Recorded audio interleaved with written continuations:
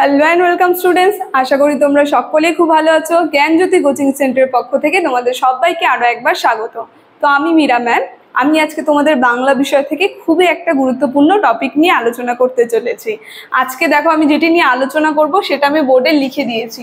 বঙ্কিমচন্দ্র চট্টোপাধ্যায় লেখা কয়েকটি বিখ্যাত প্রবন্ধগুলির নাম নিয়ে আমি উল্লেখ করব, নাম নিয়ে আলোচনা করব।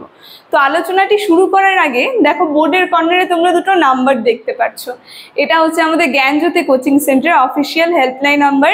এখানে কিন্তু তোমাদের অনলাইনে ক্লাস করানো হচ্ছে, তার সঙ্গে তোমাদের নোটস পত্র দেওয়া হয়।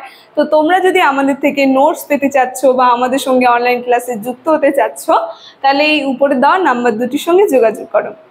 তাহলে বেশি কথা না বলে আমি আমার টপিকটি শুরু করছি। প্রথমেই বললাম আজকে তোমাদের সঙ্গে আমি যেটি নিয়ে আলোচনা করব সেটা হচ্ছে বঙ্কিমচন্দ্র চট্টোপাধ্যায় লেখা কয়েকটি বিখ্যাত প্রবন্ধগুলির নাম নিয়ে আমি আলোচনা করব। দেখো বঙ্কিমচন্দ্র চট্টোপাধ্যায় প্রবন্ধগুলি আমি এখানে লিখে দিয়েছি এক একটা করে, তোমরা একটু দেখে নেবে, ঠিক আছে? দেখো আমি মুখে বলছি, তোমরা যদি না বুঝতে পারো সেটা একটু খাতায় লিখে নেবে। লোকসাহিত্য, প্রথমে আছে লোকসাহিত্য, তার লেখা একটা বিখ্যাত প্রবন্ধ যেটা 1874 খ্রিস্টাব্দে প্রকাশিত হয়েছিল। তারপরে রয়েছে বিজ্ঞান রহস্য, যেটা হচ্ছে 1875 খ্রিস্টাব্দে লিখেছিলেন তিনি, যে প্রবন্ধটি।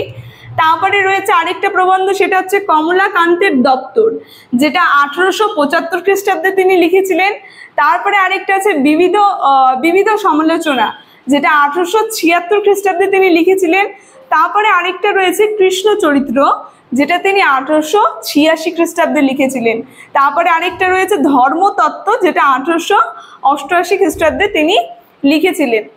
আর আরেকটা গ্রন্থ দেখো আমি বলে দিয়েছি, অনেক কয়েকটা গ্রন্থের নাম বললাম।